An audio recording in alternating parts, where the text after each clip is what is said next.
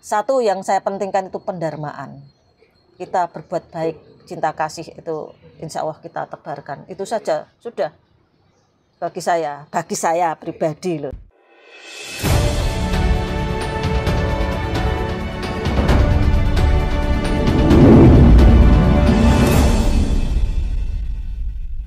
Bahkan ilmu-ilmu itu dari kita sendiri, dari gini banyak orang-orang gini Mas ya, tentang moksa tadi aku jeling. Banyak filosofi yang di luar itu. Di luar itu orang-orang yang seperti Albert Newton. Yang menemu gravitasi itu Newton itu ya. Itu juga tidak mau jadi Newton. Matinya jadi yang lain. Itulah karena sudah bosan dengan dunia, jadi dia akhirnya jadi orang biasa. Iya, rata-rata banyak filosofis di sana. Yes. Itu juga kan dari dirinya sendiri ilmu itu katanya, dari ini terus rata-rata menghilangkan jejak untuk jadi orang lain, bukan Newtonnya yang terkenal. Banyak kok. Itu ini kan dari dulu kan belajar di Islam deh. Dulu ya. Sebetulnya saya juga dari Kawarau itu sudah lama Pak. Tapi ini Islam dari Kristen Pak. Islam ke Kristen dari anak-anak dari Kristen anak-anak ya. Saya anak-anak itu karena banyak yang Kristen ya, jadi saya ikut. Melu Bu ya. Melu. Pengen ngerti piye kan. Saya itu orang memangnya penasaran ya. Betul. Kudune ngono Bu. Dari Kristen. Terus akhirnya ngaji itu enggak satu-satu, saya benar-benar Islam itu lulusan SMA. Terus memahami, bahkan itu setiap apa yang saya ucapkan doa itu saya tahu, saya harus paham artinya kan gitu. Terus di situ di samping keluarga saya juga banyak yang Kawarau, kadang-kadang pikiran saya ambiar kan, itu bagaimana. Terus sekarang balik ke Jawa lagi Bu ya. Ya insya Allah saya menjadi Jawa. Bu enak mana dari Kristen dulu kan pernah, Islam pernah ya, sekarang juga masih Islam Ibu ya. Iya. Terus sekarang lebih condong ke ajaran Jawa. Enak mana Bu? Sebetulnya gini ya, perjalanan kita itu kan sudah ada yang ngatur ya Mas ya. Jadi enaknya kita enjoy dengan diri kita, dengan perjalanan kita sendiri. Agama tidak penting atau Kawarau juga tidak penting bagi saya, tapi memahami diri saya sendiri yang penting. Jadi kita berjalan yang penting itu, dan satu yang saya pentingkan itu pendharmaan. Kita berbuat baik, cinta kasih itu insya Allah kita tebarkan. Itu saja sudah bagi saya pribadi loh ya. Aslinya ajaran Jawa ya ruwet Bu. Iya banyak apa itu banyak. Nah makanya saya itu kan lebih baik bagaimana diri saya gitu loh. Sejatinya diri saya untuk mengenal saya dengan Tuhan apa yang kuasa itu kan. Jadi kan semua ajaran ini ruwet Bu ya. Kan banyak ritual, banyak niku. Sekarang gini Bu, makanya saya bilang ajaran Jawa itu ruwet. Banyak ritual. Ketika kita suka sama cewek itu kan, sama-sama kan suka, orang tua suka kan, dan kita sudah klop. Tapi karena hitungan beda, kita nggak jadi nikah kok. Nah, kan ruwet. Nah iya, nah itulah kadang-kadang kalau kita sudah itu nanti, nah itu kalau kita sadar ya, kalau sadar. Janganlah kita bikin ruwet. Soal apa? Nanti menempuh karma yang mudah saja. Nanti penemuan karma yang lain seperti itu. Kasihan. Jadi kita bagaimana kita gak usah ruwet-ruwet. Yang penting tidak merugikan sama lain. Tapi kita berbudaya, Mas. Jadi rumitnya kita sebagai makhluk sosial berbudaya. Nah, bagaimana kita mencikapi saja. Jadi kita tuh lebih enak dari diri sendiri. Nah, dari kita sendiri. Jadi diri sendiri. Jadi usah melu popos, yang penting baik ya, berbuat baik gitu. Tujuannya kan berbuat baik sudah. Berdharma, tentang pendharmaan cinta kasih. Dalam hal apa Bu? Contohnya Bu? Ya kita bermasyarakat Mas. Contohnya? Ya kita pamane gimana ya? Sedekah itu baik. Ya kalau punya ya sedekah ya baik dong. Dengan catatan ikhlas ya Bu. Nah, ikhlas, ya. Semuanya. Meskipun sama purung juga gak apa kan? Itu sedekah loh Bu. Duh, itu kan enggak apa. Iya, ikhlas wong itu kan juga kan? Bukan gitu, dia kan jualan. Duh, itu kan gitu toh Mas.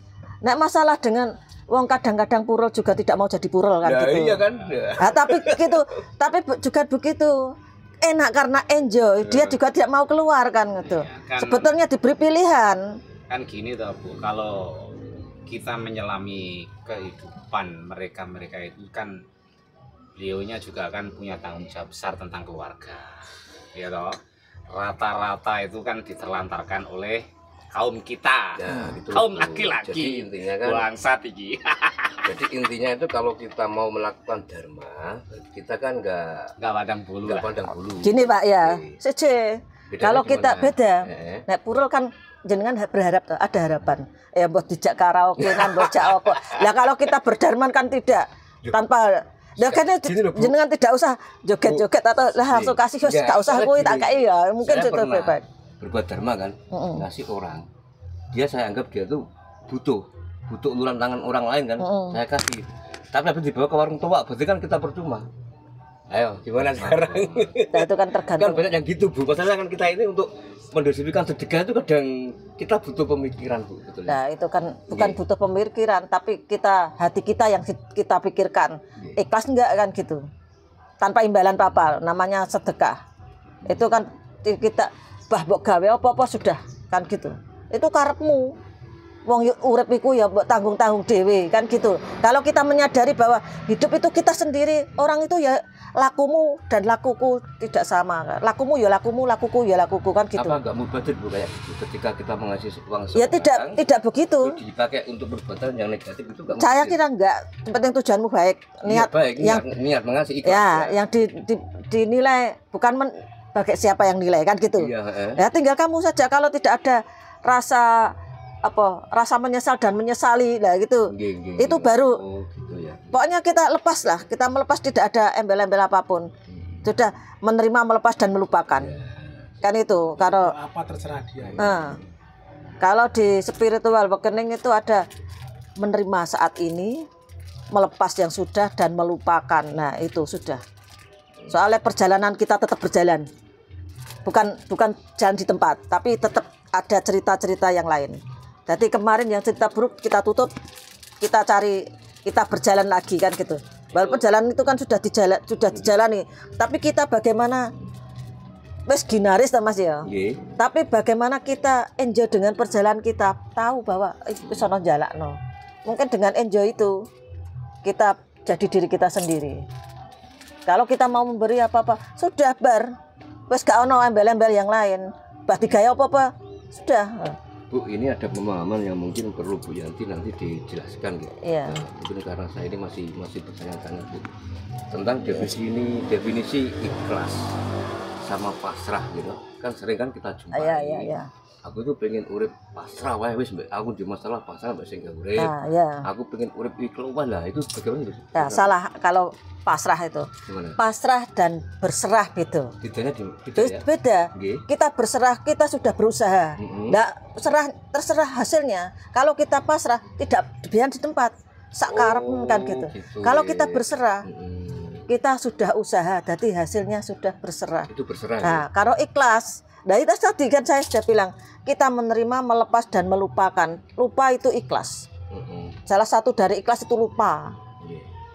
Itu begitu Pak caranya. Menerima, melepas dan melupakan dan berserah, bukan pasrah. Nek pasrah wis sak karepem kan diapa-apakno, tapi berserah kita sudah berusaha. Kan sudah ada kinas. Tapi aku yakin kok di balik kepasrahan itu ada keajaiban. Pasti ya? Iya, soalnya ini cerita saya. Beripun, Bu? Nah, cerita saya itu kan saya janda ya. Punya anak kuliah ya. Dengan gaji-gaji tidak jelas ya, dengan kemasukan yang tidak jelas. Tapi bisa kok. Walaupun dengan pas-pasan, saya nggak mau utang Gusti kan ya. Tapi tidak utang, tapi dikasih. Ya mau tetangga, mau saya dengan saya bisa apa dikasih fee. Nah itu. Jadi saya yakin bahwa kita sudah dipelihara atau dijaga. Cuma kadang-kadang orang itu tidak paham. Cek mengeluh. Mungkin dengan cara itulah kita manunggali, termasuk kita manunggal dengan yang kuasa. Saya belajar untuk seperti itu. Kita tidak usah takut karena di perjalanan apa, kalau kita tetap dijaga, tetap ada jalan keluar. Loh yakin Mas iku. Itu butuh yakin yang benar, yakin ya seyakin-yakinnya bahwa kita wis ana sing jalani dan kita tidak akan didolimi lah katanya. Kita tidak akan disakiti. Di balik jatuhnya pasti ada hal-hal kenapa ada hal-hal yang baik kan gitu. Itu sudah saya pelajari, dan katanya ada kata-kata gini ya. Ini tak pelajari sungguh ini. Ilmu itu kantine laku. Nah, tidak hanya berbicara. Nah, kalau kita manunggale kawula Gusti, hanya berkata tok tanpa bisa berjalan, kenapa harus takut? Caranya gimana? Loh, nah makanya sangat yakin bahwa kita itu bersama. Dan semua kejadian adalah kehendaknya. Itu yakin. Tidak ada ketakutan dan tidak ada kekhawatiran. Yakin tadi jalan itu ada, walaupun tertatih-tatih. Tapi yang ada. penting tidak duduk ya. Nah, tidak hanya diam saja, kita berjalan tetap. Yang menjadi problem kita selaku manusia kan rasa ikhlas, rasa yakin itu kan sulit. Nah, makanya iya. Caranya itu dulu. Nah, itu karena biasanya orang-orang spiritual, orang yang dijatuhkan dulu baru yakin. Tanpa ada kejatuhan, jenengan tidak yakin. Iya. Tidak yakin. Nggih. Kadang Pak Ben juga nggak punya ikhlas loh, Bu. Coba tak minta mobilnya kan nggak mungkin ikhlas. Duh, itu kan namanya kan kita yang minta saja. Yakin ikhlas itu memang susah Bu ya. Iya. Makanya kita, tapi berbagai ilmu itu seperti itu. Ikhlas itu sebetulnya sangat sulit ilmu ikhlas, tapi dengan yakin kita berjalan di ya, berarti kuncinya kalau kita pengen malunggalan dengan Gusti itu harus yakin dan sadar. Ikhlas juga. Ya, sadar bahwa kita ada yang menjalani. Ada yang njalakno. Nek teraya aku kudu nok Solo. Dengan cara pun apapun tetap aku di Solo. Pakai sepeda sampai tok Solo. Dan uang itu juga, itu uang itu ada dari keluarga datang, kan itu padahal tidak meminta. Nah, itu sampai saya di keluarga saya sampai bilang gini, kayak contoh. Mbak Kanti, contoh lah. Gak usah takut kan, sing cah nom-nom itu kan takut dengan kehidupannya. Rasa takut sing ibuke. Apa nak Solo lulusan kuliah ya. Apa Mas nek ngarani wisuda. Gak ada duit. Aku nek try di Solo ya ono. Terus akhirnya ono, wes aku pengen Solo. Ya wes aku melu dah. Seperti itu. Terus akhirnya ya wes disangoni kono-kono. Nah, seperti itu. Padahal saya tidak anut lah nek try tapi yakin Mas nek aku kudu rono tetep aku rono nek Gusti Allah ngijini lah aku kudu rono. Nah itu wis tak lakoni, bahkan hidup saya kehidupan pokoknya orang spiritual itu tetap pernah dijatuhkan dan yakin itu tumbuh ke spiritualannya. Tanpa dijatuhkan kita tidak akan berspiritual. Bagaimana kita mengerti bahwa kita ada yang ngatur. Yakin tapi kata yakin ya enggak bisa. Hanya ragu-ragu. Banyak beliau-beliau yang mencapai titik spiritual yang hakiki itu dijatuhkan. Ya, tanpa itu belum. Kalau sudah jatuh keyakinannya kuat. Keyakinan kuat. Bisa merasakan. Wong kadang ono sing ngene, wong loro Mas ya. Kan ngene. Aku lho mbok kon mangan telek wae gelem nek mari lho. Itu karena yakin, padahal tanpa mangan telek iku wis iso mari.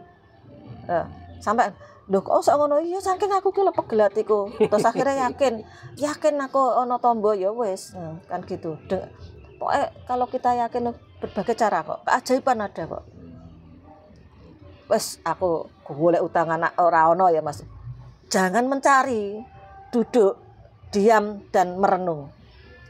Sebentar. Kalau utangan kono-kono gak oleh, diam dulu. Kok mbah ono telepon, mbah ono apa? Lha iku keajaiban Mas yo. Banyak keajaiban. Itu karena yakin lah. Aku yakin aku kudu rono kok nek Gusti Allah memang ridhoi lah carane. Yakin pasti ada jalan.